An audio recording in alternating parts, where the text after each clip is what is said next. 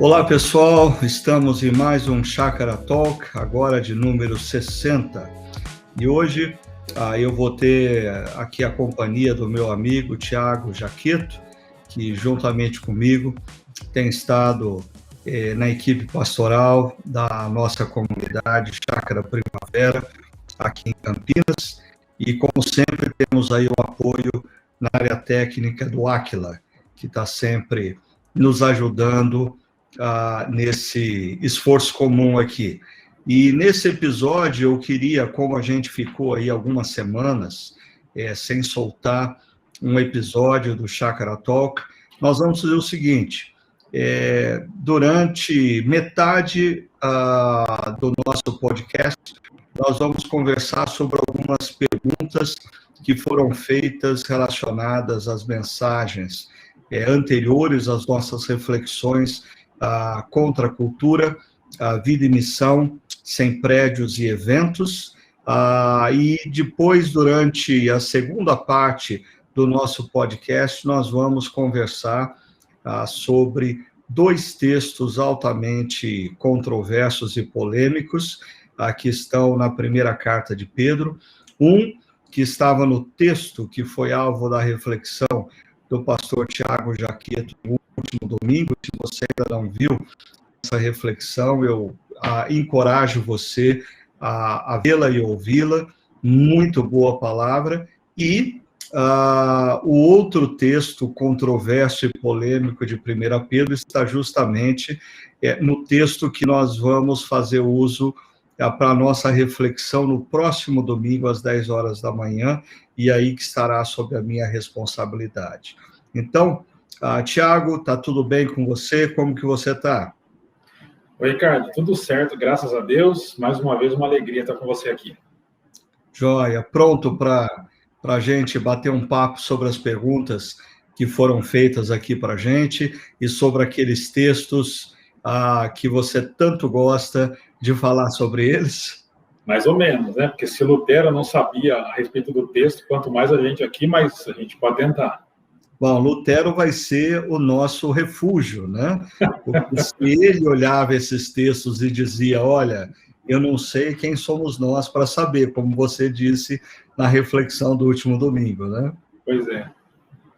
Eu sabe, Thiago, até entrando um pouco nisso, é interessante a gente pensar que Lutero, que a gente tem como um grande reformador, era capaz de olhar para um texto bíblico e dizer, eu não sei exatamente o que Pedro queria dizer com isso, porque a gente vive num contexto tão complicado, onde nós temos tantos teólogos, web teólogos, né?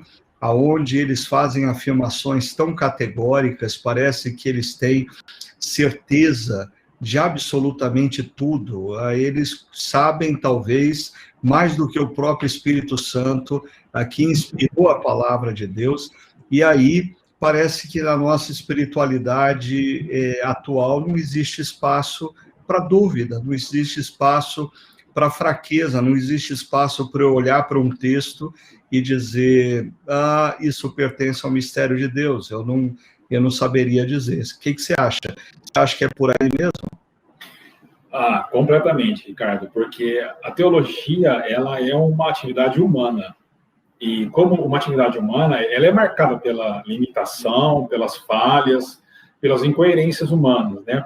Uma definição muito legal que eu ouvi uma vez, eu era terceiranista ou quartanista de seminário, eu fui para o encontro da Mocidade para Cristo com mais um colega de turma, e lá nós encontramos o diretor da América do Sul para a Mocidade para Cristo, e nós, no alto da nossa formação acadêmica, nós falamos, nós somos seminaristas, assim, e ele falou, que legal, então vocês são teólogos, deixa eu te explicar o que é teologia. Eu tenho uma filha de uns 4, 5 anos, e ela faz uns desenhos todo bagunçado, que eu não entendo nada do que significa, e ela vem mostrar para mim, toda orgulhosa, e ela mostra para mim, dizendo, olha, papai, o que você acha?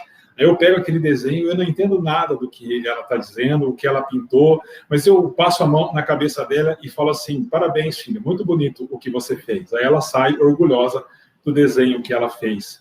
E aí, esse líder da Mocidade para Cristo virou para nós e disse assim, essa é a nossa teologia para Deus. Deus olha para a nossa bagunça, passa a mão na nossa cabeça e fala, bonito o que você fez, e a gente continua desenhando. É claro que teologia é algo muito sério, que a gente faz com muita seriedade, mas é limitada realmente, e a teologia deve nos convencer disso e deve dobrar os nossos joelhos em adoração ao nosso Deus.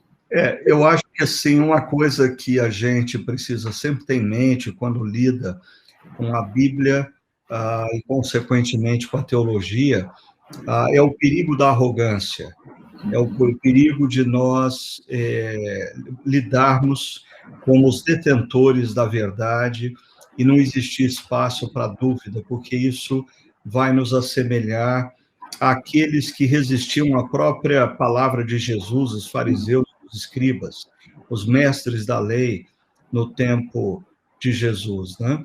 Então, eu acho que, assim, eu me lembro que o Ricardo Barbosa, um amigo querido e mentor da minha caminhada, ele sempre disse que os mistérios da Bíblia deveriam nos fazer mais humildes, não mais arrogantes.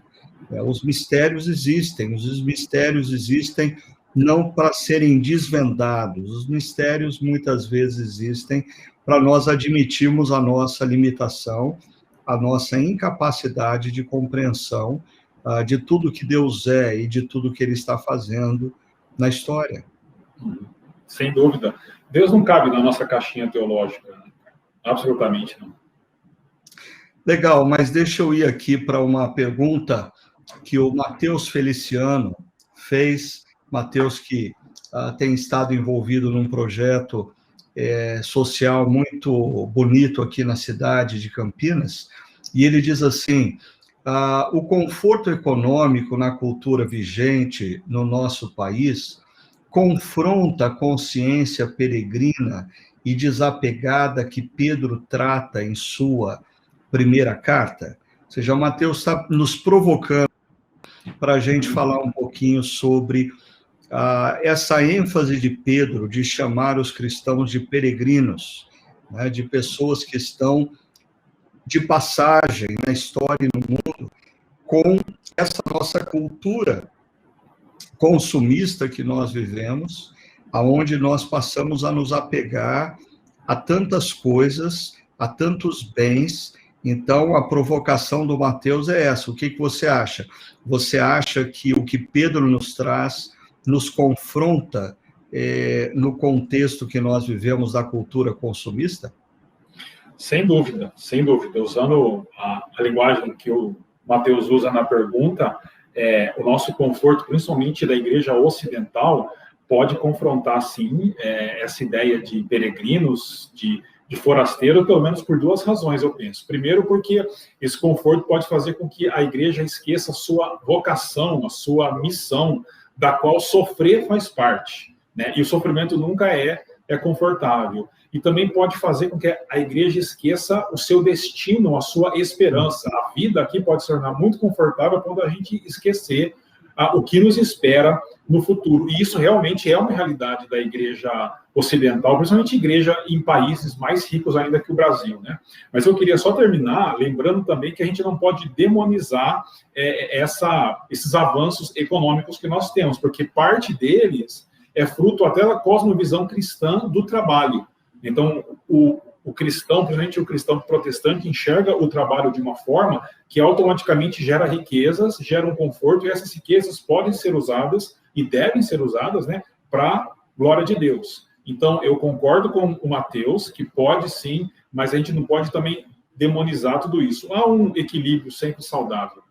Talvez uma das coisas que a gente tem que ter em mente quando fala sobre isso, e muitas outras coisas, é o que é meio e o que é fim. Né? Se os nossos bens, se as aquisições que nós alcançamos ao longo da nossa caminhada profissional são meios para nós exercermos a nossa cidadania do reino, meio para nós abençoarmos vidas, meio para nós fazermos diferença na vida de outros. O fim é o reino de Deus e o próprio Deus. Agora, o problema é quando os nossos bens, as nossas coisas, o possuir coisas, se torna um fim em si mesmo. E acho que a linha é muito tênue da gente, na nossa caminhada histórica, nós nos apegarmos àquilo que nós temos e àquilo que nós conquistamos, e não apenas bens, né? Nós, a titulação acadêmica, posição profissional, entre outras coisas, nós nos apegarmos a isso e nos esquecermos de que nós somos peregrinos nessa jornada histórica. Muitas vezes eu usei a seguinte ilustração, Tiago, para tornar claro para as pessoas o pecado que a gente comete, é como se nós fôssemos convidados para um banquete, e antes de nós entrarmos na sala principal do banquete, é servido um coquetel que tem algumas entradas, linguiça, azeitona, pedacinhos de linguiça, patê, coisas assim, quitutes, mas são entradas, não é nem o banquete. Mas aí pessoas começam a se perder a ponto de encher o bolso das coxinhas, dos quibes, dos quitutes, das azeitonas, perdendo a visão de que o banquete está por vir. Nós, na história, nós desfrutamos de algumas bênçãos que Deus nos dá, elas devem ser usadas como meios, não como fins, e nós precisamos tomar muito cuidado para não nos agarrarmos a elas achando que esses benefícios é o banquete que Deus tem preparado. Não, o banquete está por vir, né? Mas o Enio, que é da nossa comunidade aqui, ele traz uma outra pergunta muito pertinente nessa conversa que a gente está tendo em 1 Pedro. Como sermos santos, e você tem falado muito dessa questão da santidade, e relevantes em meio a uma cultura tão polarizada e politizada. Como ser santo e relevante numa cultura tão politizada e polarizada como a nossa? Primeiro você. Eu responderia com Pedro, em 1 Pedro 3,15, que Pedro fala: santificai a Cristo como Senhor em seu coração. E eu trabalhei na mensagem do último domingo, que a ideia de santificar ali, a gente precisa entender como a ideia de obedecer a Jesus, e aí tem o desenvolvimento, né? Como Senhor, essa palavra Senhor no primeiro século era relacionada ao imperador, então é uma obediência que diz respeito a uma lealdade de todas as formas da vida, e ele termina falando de coração, ou seja, integralmente. Realmente, eu concordo com o Enio, que é um desafio nós sermos santos e relevantes em uma cultura como a nossa, e o caminho seria uma obediência integral, sem negociação a Jesus.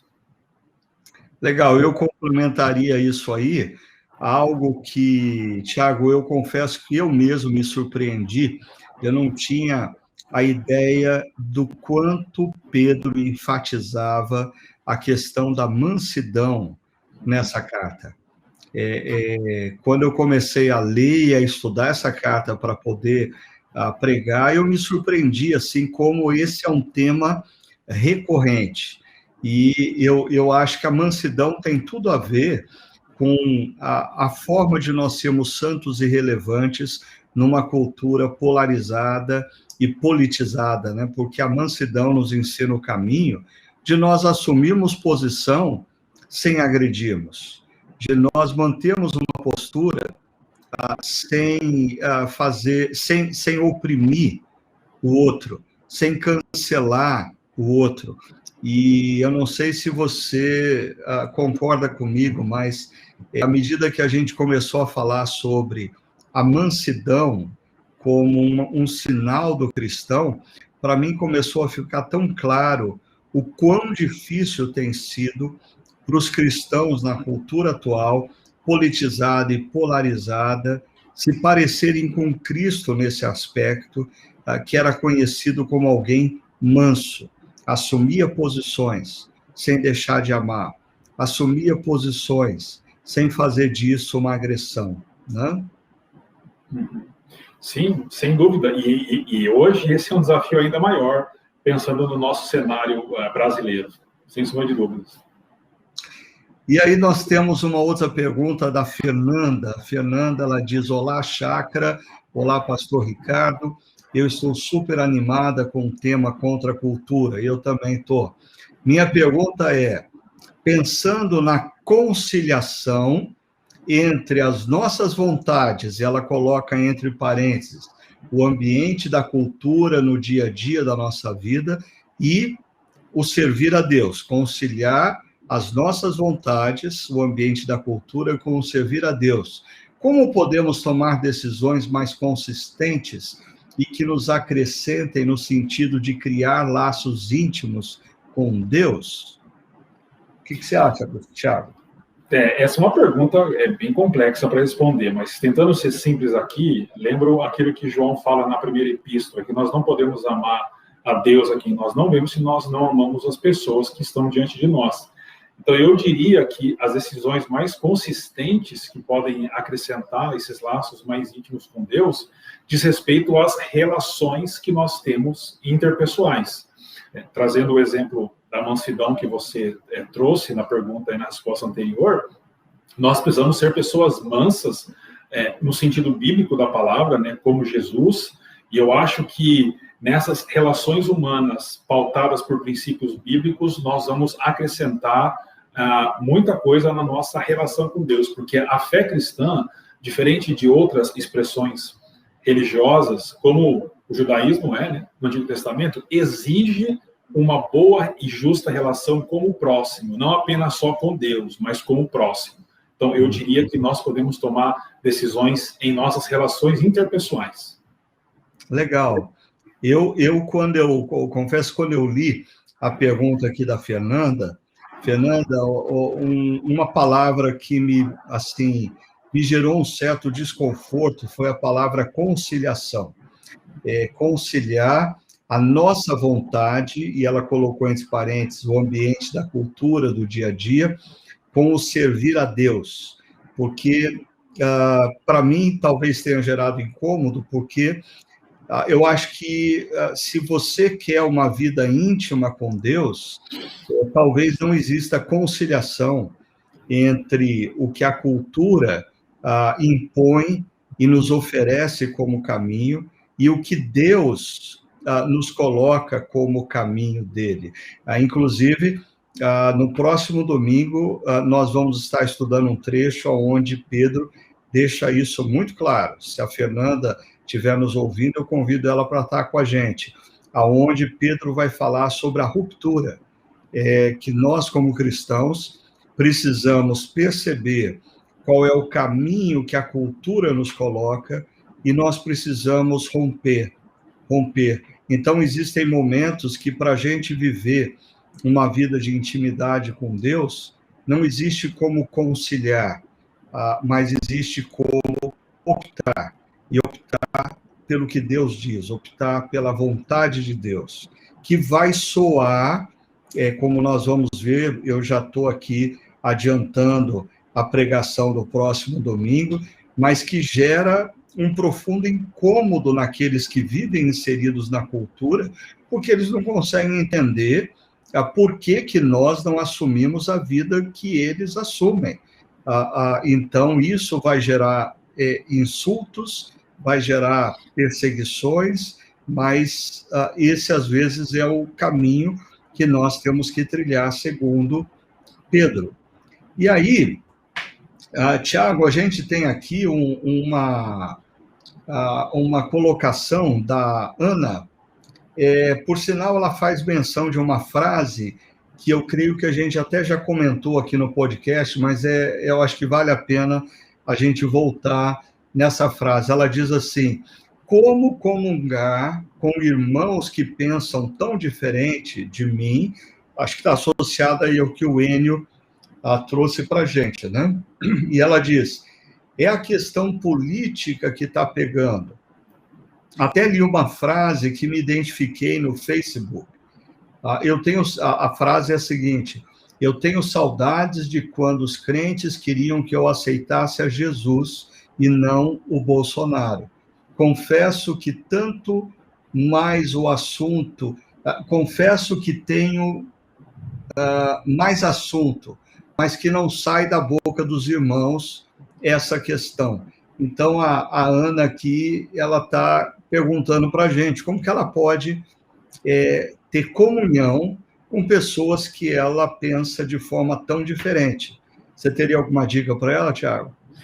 Ricardo, é interessante que isso é tratado por Paulo em algumas cartas. Ele fala de uma comunhão, mas não uma comunhão fruto de uma forma de pensar igual. Mas pessoas pensam diferente com relação a outras áreas da vida, mas elas conseguem ter uma comunhão conforme a Bíblia ensina.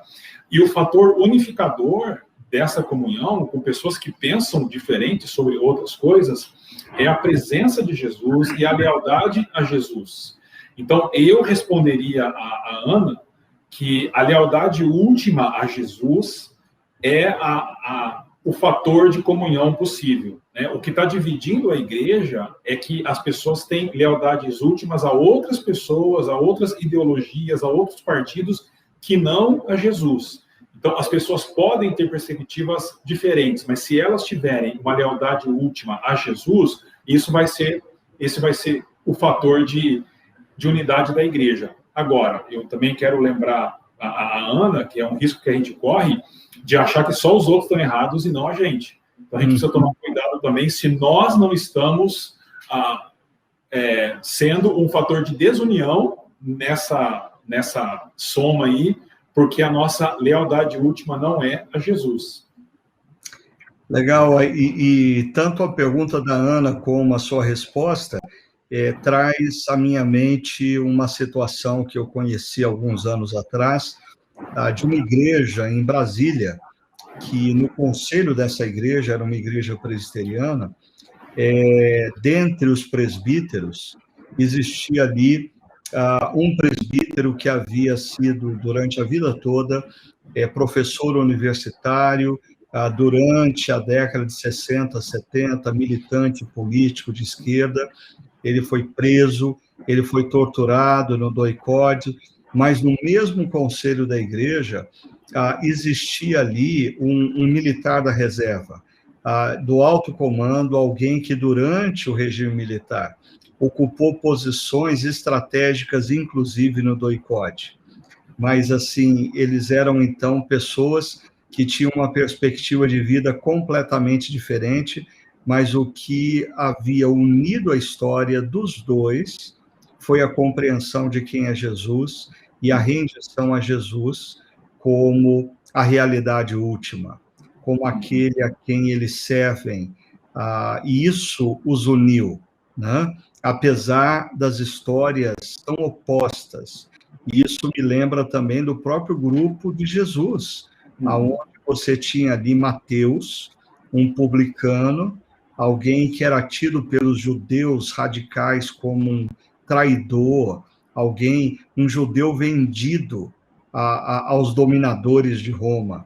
E, por outro lado, você tinha um zelote, que era alguém alinhado a um partido radical revolucionário de esquerda, que se opunha veementemente e defendia a agressão àqueles que vinham de Roma. Então, eu creio que, assim, o nosso contexto atual, ele é desafiador para a gente buscar um cristianismo mais parecido com aquele que Jesus quis que os seus discípulos, ou os seus primeiros discípulos, vivessem, como você colocou, Tiago, aonde a realidade última e a submissão última seja a Jesus como Senhor e não aquele político de direita ou de esquerda, seja quem for. Mas uma outra Ana vai mais a fundo nessa questão, e aí eu vou deixar para você, apesar de que ela fala assim: Ricardo, refletindo sobre a sua mensagem do domingo, 2 de maio, faz tempo, primeiro domingo de maio, ela fala assim: algumas dúvidas ocorreram. Entendo ser inevitável que tenhamos que intencionalmente nos engajarmos em questões sociais, tanto à direita como à esquerda do matiz político, para podermos trazer para hoje os valores do reino de Deus que serão concretos no futuro. Assim, ela diz, contrário ao que você falou, entendo que se faz necessário que a igreja e seu povo se engajem intencionalmente em causas que reflitam os valores de Deus, quer sejam tais causas da bandeira de direita ou de esquerda, pois se não houver engajamento, não haverá mudança. Bom, antes do Tiago me livrar dessa situação aí, deixa eu esclarecer uma coisa para a Ana. Assim, em momento algum eu disse que nós, como cristãos, não temos que nos envolver com as questões sociais, muito pelo contrário. Eu apenas disse, e tenho dito ao longo da minha caminhada, que nós precisamos estar atentos que existem momentos na história que o que nós chamamos de direita política levantam bandeiras que são bandeiras do reino. Existem momentos na história que a esquerda política levantam bandeiras que são bandeiras do reino. Existem momentos na história que o centro-esquerda, centro-direita, o centrão levantam bandeiras. Ou seja, o reino de Deus não está com nenhuma ideologia política, mas ideologias muitas vezes trazem à tona temas que pertencem à agenda do reino.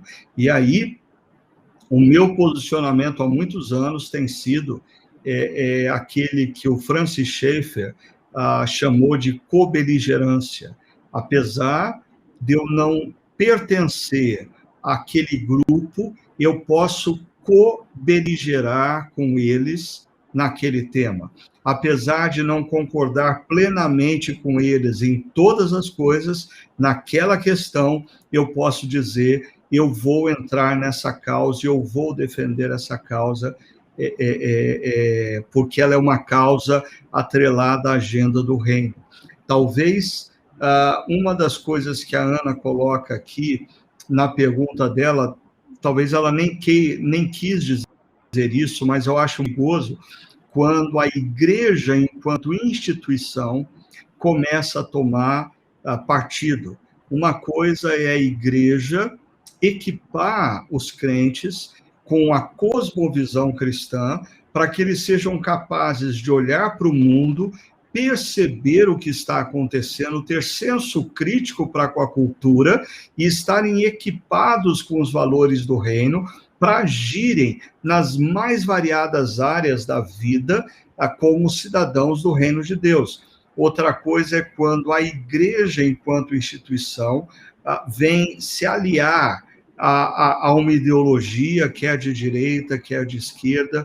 Isso normalmente é perigoso, porque a igreja tem o seu caráter profético, e quando ela se confunde com a ideologia vigente, ela perde a capacidade profética, ela se torna atrelada a um determinado governo, a determinados governantes, e como se cala, porque se vê atrelada àquelas ideias. Então, uma coisa é a igreja equipar os santos, os crentes, homens e mulheres, para uma visão crítica da cultura e com valores do reino, nas mais variadas áreas de atuação, eles fazerem diferença. Outra coisa é a igreja, como instituição, se posicionar a favor de A ou B. Isso, em alguns momentos da história, se revelou altamente perigoso. Mas, Tiago, agora você conserta tudo o que eu disse e dá uma palavra sobre isso aí, por favor. Ricardo, eu acho que você já respondeu, porque essa questão de direita e de esquerda é algo que, historicamente, vai se movendo, não é algo estanque, né? Então, ora, a fé cristã, ela tem defesas mais próximas da esquerda, ora da direita, depende do momento político de cada nação, de cada país, porque essas posições, elas não são estanques, né? Mas eu acho que o problema é que essas causas sociais, elas partem de uma perspectiva de um mundo imanente, e aí já começa o problema, né? O mundo imanente é um mundo fechado. Então, embora esses movimentos consigam identificar problemas reais, na nossa sociedade, as soluções propostas não levam em conta Deus, não levam em conta o Evangelho, porque são imanentes. Esse é o primeiro problema. O segundo, decorrente desse primeiro, é que se você abraça essas causas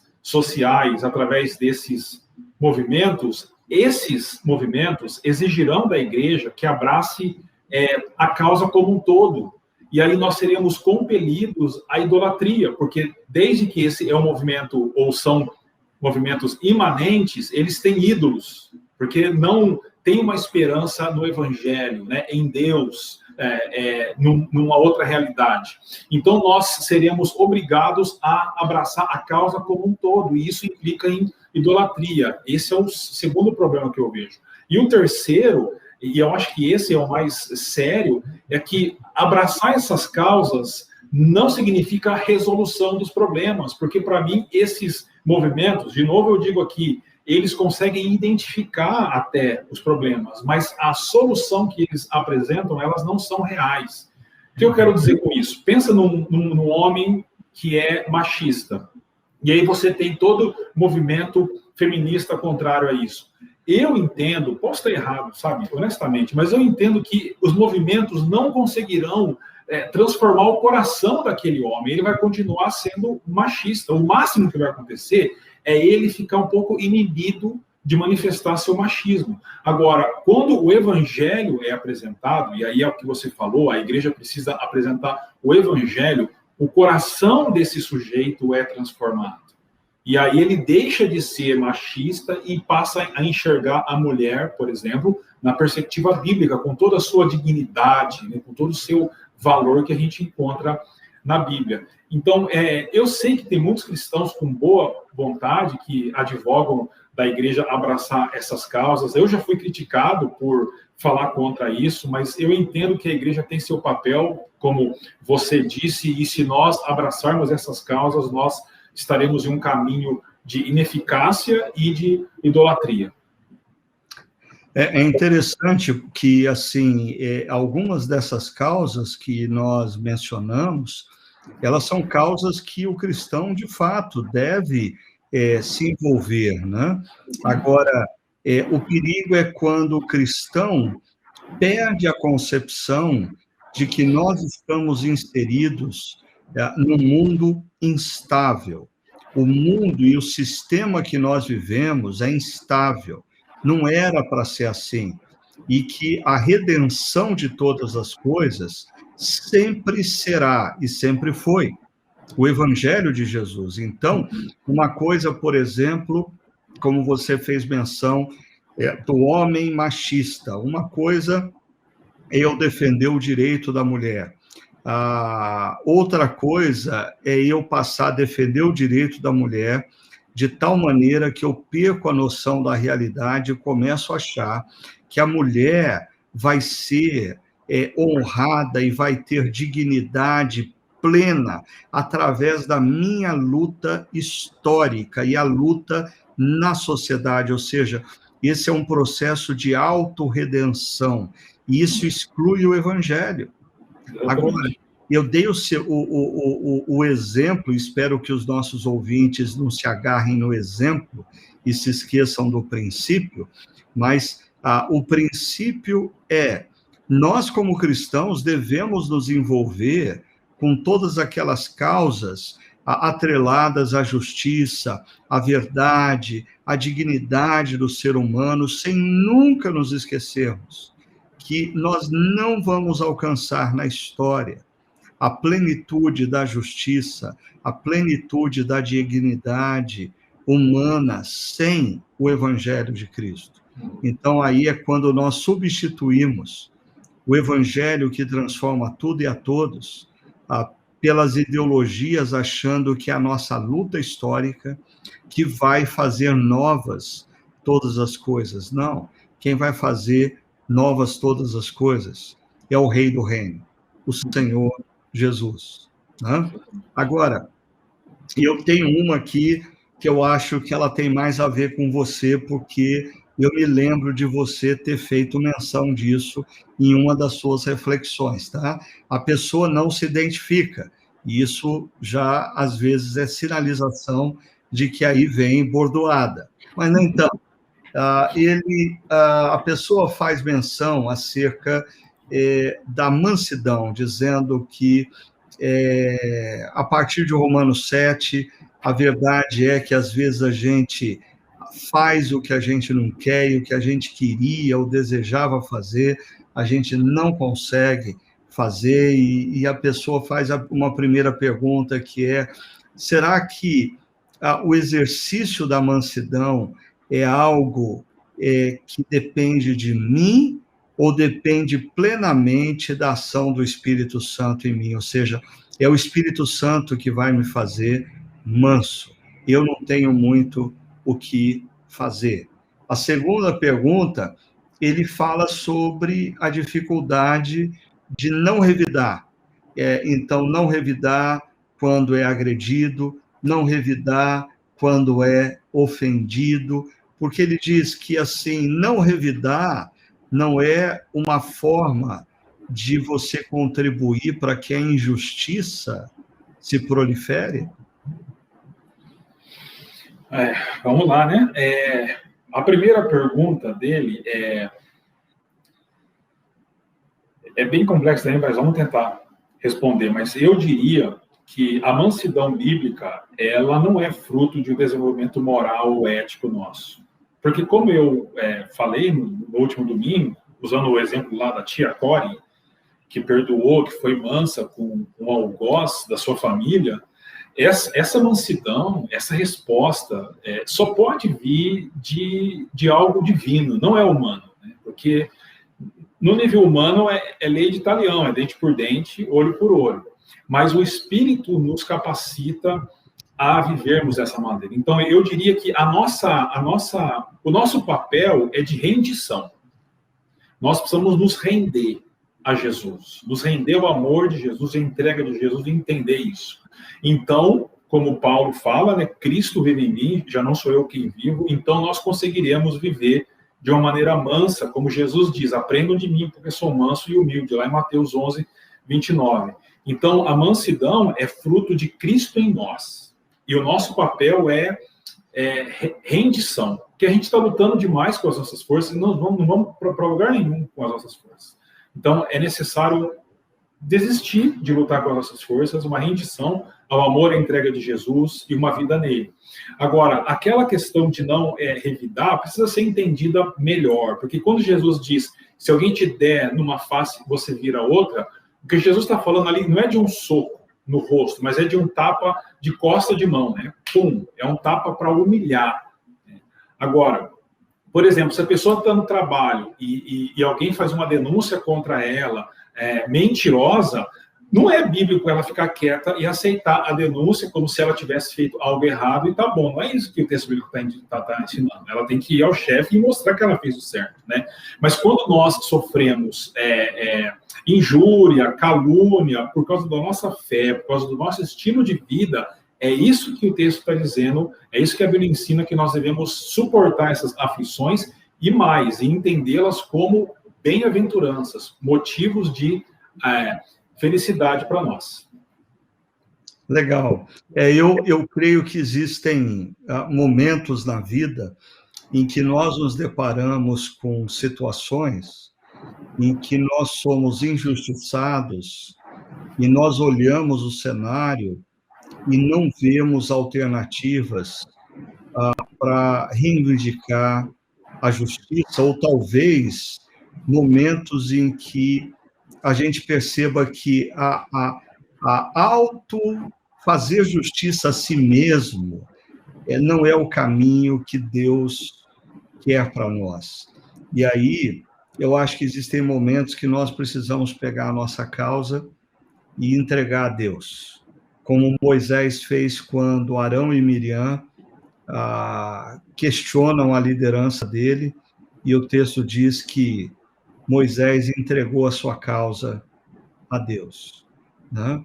E aí eu lembro do Salmo 37, que fala para a gente entregar o nosso caminho a Deus e confiar nele, e ele fará sobressair a justiça como o sol ao meio-dia. mas eu acho que são momentos, assim, específicos na vida, em que você olha e diz, eu estou numa situação em que eu não tenho como reivindicar a justiça, ou não é de bom senso eu reivindicar justiça a mim mesmo, eu preciso entregar a minha causa a Deus e confiar que Ele faz a justiça, né? É um exercício, e para mim a mansidão está muito atrelada a isso que você falou. Ela é simultaneamente um fruto do Espírito, ou parte do fruto do Espírito em nós, mas ela é desenvolvida a partir de opções que nós fazemos. Em muitos momentos, a opção de entregar a nossa causa a Deus, que é o justo juiz, aquele que no Salmo 23 prepara o banquete para nós na presença dos nossos inimigos. Ter essa confiança de que Deus é justo juiz, eu acho que é parte da reflexão nas nossas mentes e da meditação no nosso coração, que nos leva também a atitudes de mansidão, né? Agora, eu só fiz essa pergunta dessa pessoa para esquentar um pouquinho você, Tiago, porque agora que a gente vai para uma parte crítica. No domingo passado, na reflexão que você conduziu, baseado lá em 1 Pedro, e do tema que nós estamos tratando, contra cultura, vida e missão sem prédios e eventos, nós chegamos no capítulo 3, verso 19, que diz assim, eu vou ler um pouquinho antes o verso 18, pois também Cristo sofreu pelos pecados uma vez por todas, o justo pelos injustos, para conduzir-nos a Deus. Ele foi morto no corpo, mas vivificado pelo Espírito. E aí vem o verso 19, no qual também foi e pregou aos espíritos em prisão. Que história é essa de Jesus pregar aos espíritos em prisão? E o verso 20 diz que há muito tempo desobedeceram, quando Deus esperava pacientemente nos dias de Noé, enquanto a arca era destruída. Nela, apenas algumas pessoas, a saber, 8, foram salvas por meio da água. E isso é representado pelo batismo, que agora também salva vocês, não a remoção da sujeira do corpo, mas o compromisso de uma boa consciência diante de Deus, por meio da ressurreição de Jesus Cristo, que subiu aos céus e está à direita de Deus, a ele estejam sujeitos anjos, autoridades e poderes. A primeira pergunta que eu queria levantar para você, para a gente conversar um pouco aqui, é essa. Que história é essa de Jesus pregou aos espíritos em prisão? Então, Ricardo, bom, esse é o texto que Lutero falou que não sabe direito o que significa, né? E o problema é que a gente tem no credo apostólico a afirmação de que Jesus foi ao Hades, então teve uma descida de Jesus lá. E muita gente entende que esse texto é o que fundamenta essa passagem do credo, né? Mas esse texto ele é complicado, então vamos tentar explicar. Há pelo menos 4 interpretações mais comuns desse texto. A primeira é que esses espíritos em prisão eram os contemporâneos de Noé, mortos, então Jesus foi onde eles estavam e pregou para eles, mas essa é uma posição muito fraca, porque até contradiz o que Pedro está escrevendo na carta. A segunda posição mais comum, e essa é esposada por Agostinho e Calvino, por exemplo, é de que é uma referência aos contemporâneos de Noé, e que Jesus, lá naquele tempo, através de Noé, que é o pregador da justiça, segundo a segunda carta de Pedro, pregou para aqueles. É menos problemática, mas eu acho que não se encaixa no argumento de Pedro. A terceira é que esses espíritos seriam os santos do Antigo Testamento, que foram, então, libertados por Jesus entre sua morte e sua ressurreição. Agora, tem a quarta, que é mais aceita hoje, e que eu aceito, que é esses espíritos em prisão, de acordo com o contexto de Noé, diz respeito aos filhos de Deus, mencionados lá em Gênesis 6, de 1 a 4, aqueles que tiveram relações com as filhas dos homens. Então, seria uma referência a anjos caídos ou a espíritos malignos. Essa é a interpretação mais comum hoje.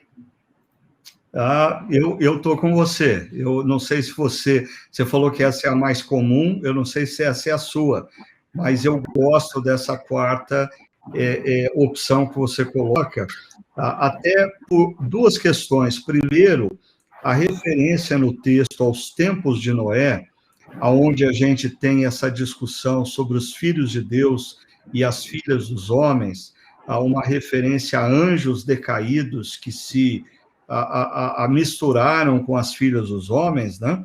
Mas também é interessante como depois de Pedro fazer menção a Noé, ele volta para a pessoa de Jesus e diz que Jesus, esse Jesus que pregou a esses espíritos em prisão, ele ascendeu aos céus, está à destra de Deus, e curiosamente Pedro termina esse trecho dizendo: a ele estão sujeitos anjos, autoridades e poderes. Uhum. Exatamente. E aí, quando que ele pregou? Né? Essa é a pergunta. E aí tem uma estrutura que Pedro constrói nesse texto, através de verbos que se identificam, que ele foi morto na carne, ele foi vivificado no espírito, e aí um verbo no mesmo tempo diz, e ele foi pregar, que na verdade não é bom traduzir por pregar aqui, seria proclamar, porque quando Pedro usa, quando Pedro está falando sobre pregação do evangelho para a salvação, ele usa um outro verbo, que não esse que ele usa aqui. E aí esse verbo vai ocorrer de novo lá no versículo 22, que diz, e ele subiu aos céus. Então o que está acontecendo? Pedro está falando sobre a morte de Jesus, foi morto, sobre a ressurreição de Jesus, vivificado, no qual, ou seja, ressurreto, ele foi proclamar aos espíritos em prisão, e aí Pedro abre um espaço, porque ele volta a usar esse verbo aqui embaixo. Então, tudo que está entre foi proclamar aos espíritos em prisão e foi aos céus, está relacionado com esses dois verbos, e esses dois verbos, eles tomam conta do texto pela repetição deles, e eles dizem respeito à ascensão de Jesus. E muitas vezes a igreja despreza a ascensão de Jesus. Mas para a teologia cristã, a ascensão de Jesus é a entronização de Jesus. Por isso que Pedro fala, subiu aos céus, à direita de Deus Pai, de onde ele governa todas as coisas, para quem tudo está debaixo do seu governo. Então, o que ele está dizendo é, quando Jesus sobe aos céus, ele proclama a sua vitória a esses espíritos que são inimigos do povo de Deus e do próprio Jesus. É isso o que Pedro está tentando, Pedro escreve ali, pelo menos é o que a gente tenta interpretar.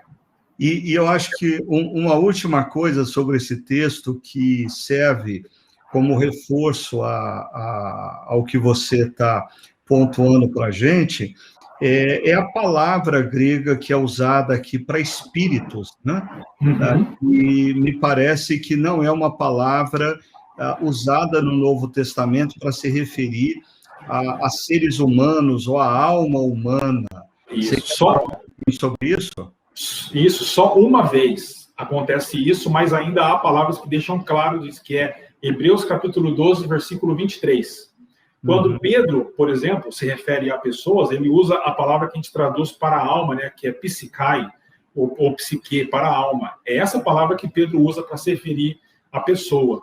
Então, isso junto com a palavra prisão, Ricardo, porque a palavra prisão, a palavra que é usada aí para demônios, nunca é usada no Novo Testamento para fazer uma referência a uma prisão humana, seja no inferno, seja em qualquer lugar. E quando você lê 2 Pedro e Judas, isso se torna mais claro ainda. Então, por exemplo, 2 Pedro 2,4 diz assim, pois Deus não poupou os anjos que pecaram, mas os lançou no inferno, prendendo-os em abismos tenebrosos, a fim de serem reservados para o juízo. E aí Judas também fala sobre isso. Agora, o mais importante para mim de tudo isso é a entender esse texto dentro da argumentação de Pedro. Porque eu ouvi bastante gente. E o erro mais comum é que eles tiram esses versículos do contexto de 1 Pedro e tentam interpretar. Agora, quando você mantém esses versículos, essa interpretação ganha força, porque Pedro está falando para pessoas que sofrem ou que podem sofrer por fazerem o bem. E falar sobre a morte, a ressurreição e a ascensão de Cristo, que é a sua entronização, faz muito mais sentido. Então, pensar, por exemplo, que diz respeito aos contemporâneos de Noé que morreram, estão no inferno, e Cristo foi pregar para eles, não tem nenhuma serventia dentro da argumentação de Pedro, mas, pelo contrário, trabalharia contra a argumentação de Pedro, porque se Pedro está dizendo, olha, vocês podem sofrer por fazer o bem, mas isso é bom, e aí ele está falando que tem um grupo de pessoas que tem uma segunda chance, Pedro está sendo incoerente, né? Então, o mais importante é entender como Pedro usa esse texto dentro da argumentação que ele está desenvolvendo, e nesse caso, essa interpretação faz mais sentido. E, reforçando isso, vamos para 1 Pedro 4, verso 6, que é outro texto que gera muita polêmica. E você vai facilitar para mim, porque eu vou falar sobre 1 Pedro 4, de 1 a 6, no próximo domingo. Mas o verso 6 diz assim, por isso mesmo, e é isso que você está falando, se trata de um contexto, né? É a conclusão de uma lógica que Pedro vem trabalhando, falando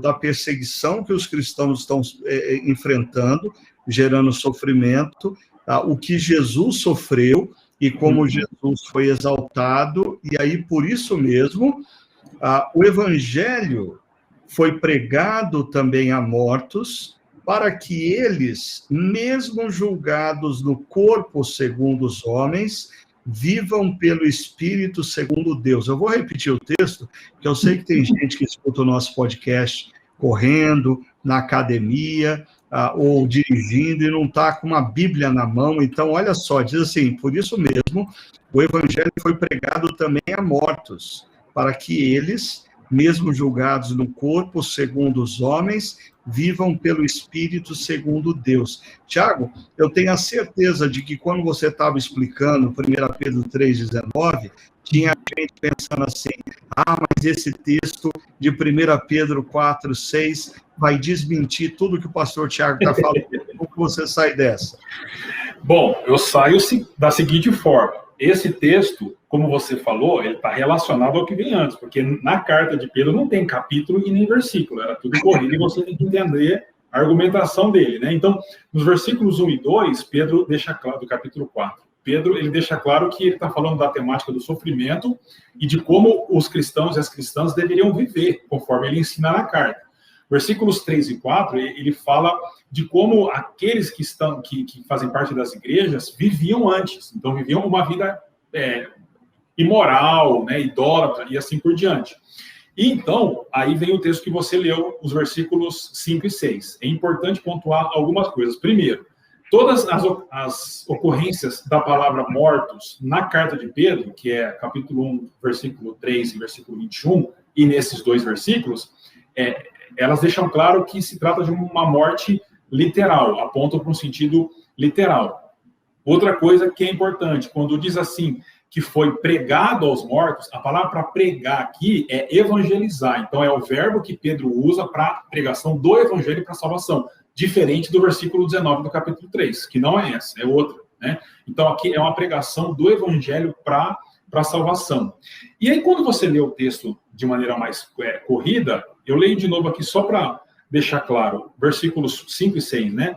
Contudo, eles terão que prestar contas àquele que está pronto para julgar os vivos e os mortos. Literal, aqueles que estão vivos, aqueles que já morreram. E aí o 6 vai explicar isso. Por isso mesmo, o evangelho foi pregado também a mortos. A NIV traduz assim, pregar aqueles que agora estão mortos. Então esse é o sentido.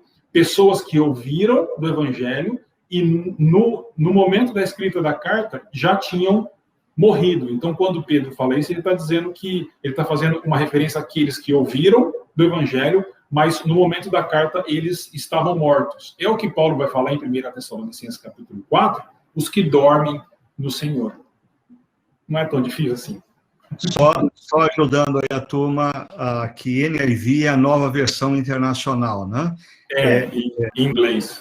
É em inglês. Não em português. A português foi a que eu li, que diz, por isso mesmo o evangelho foi pregado também a mortos, e não àqueles que agora estão mortos. Ou seja, eles ouviram o evangelho antes de morrerem. É isso? Isso, exatamente isso. E aí, quando fala que eles foram julgados segundo os homens, é que eles morreram, né?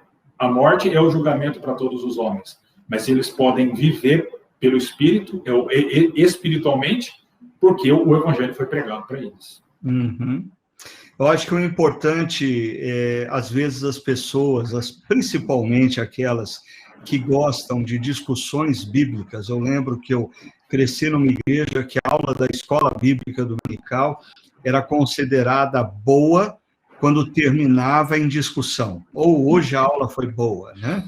E existem pessoas que, assim, elas leem a Bíblia para descobrir pontos polêmicos, e às vezes elas se apegam ao que é polêmico e se esquecem do que é o essencial. Eu acho que durante toda a carta de 1 Pedro, Pedro está escrevendo a uma igreja que está sofrendo, a uma igreja que está, assim, sofrendo perseguição. Tem sido difícil ser cristão num mundo com valores completamente contraditórios, e alguns deles você descreveu na última reflexão, estão perdendo a própria liberdade de comprar e vender, de participar da vida profissional e social da sociedade. E essas palavras de Pedro são para relembrar essas pessoas da esperança que existe naquele que escuta acerca de Jesus, compreende quem ele é e se rende a quem ele disse ser e o que ele veio fazer. Ou seja, ainda que a gente sofra na história, vida, no corpo, quando os nossos olhos se fecharem para a história, se abrirão para a eternidade, e nós vamos desfrutar de uma vida imensamente, porque quando os nossos olhos se fecharem para a história e se abrirem para a eternidade, aí começa o banquete. Aí é o banquete. Nós estamos na antessala comendo os aperitivos. O banquete vem quando os nossos olhos se fecham para a história e se abrem para a eternidade, né? E eu só queria terminar, Tiago, para você fazer os seus últimos comentários, aí a gente encerrar de fato o podcast, só lembrando uma palavra que, em meio a toda essa confusão que nos envolveu na pandemia, o Mike Gorin, em certa ocasião, nos trouxe, dizendo que, assim, no nosso modelo de espiritualidade ocidental, desse mundo consumista e avesso à dor, não existe mais espaço para o martírio.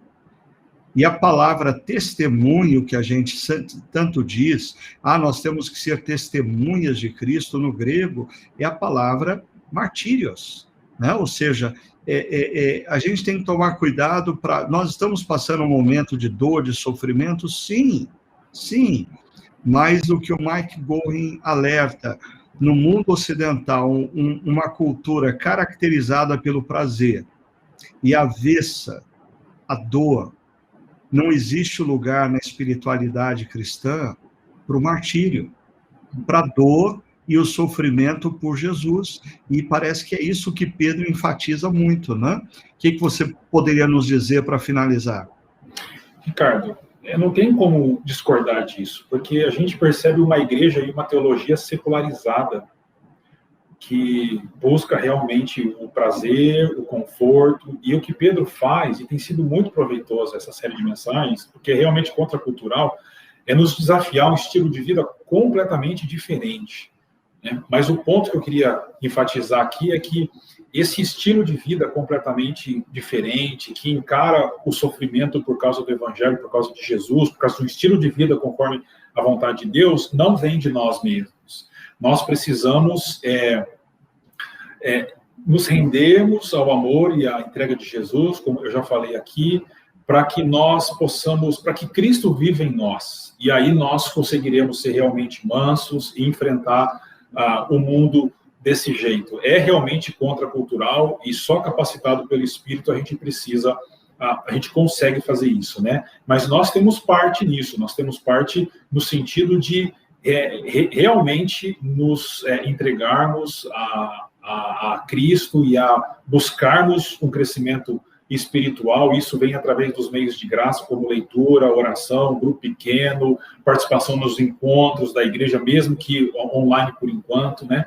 Então, é um desafio gigantesco, mas a única resposta que Deus tem para o mundo ainda é o evangelho através da igreja. Não há outra resposta. A gente precisa entender isso. É isso aí. Bom, eu queria agradecer mais uma vez o Thiago por essa oportunidade da gente bater papo para compreender de maneira mais clara e aplicar a palavra de Deus às nossas vidas hoje. Quero agradecer também o Áquila, que sempre tem nos dado seu apoio aí nos bastidores, e quero convidar você para estar com a gente no próximo domingo, às 10 horas da manhã, no chakra.org, que nós vamos continuar a nossa série de reflexões baseado na primeira carta de Pedro, contra a cultura, a vida e missão, sem prédios e eventos. Eu tenho certeza que vai ser mais um momento precioso, que você vai ser profundamente abençoado e desafiado, ok? Então, Deus abençoe a sua caminhada. Obrigado, Thiago, obrigado, Áquila, e obrigado a todos vocês que têm colaborado e enviado as suas perguntas ao Chakra Talk, a chakra.org/talk. Continue enviando suas perguntas, elas são muito bem-vindas, ok? Um abração a todos.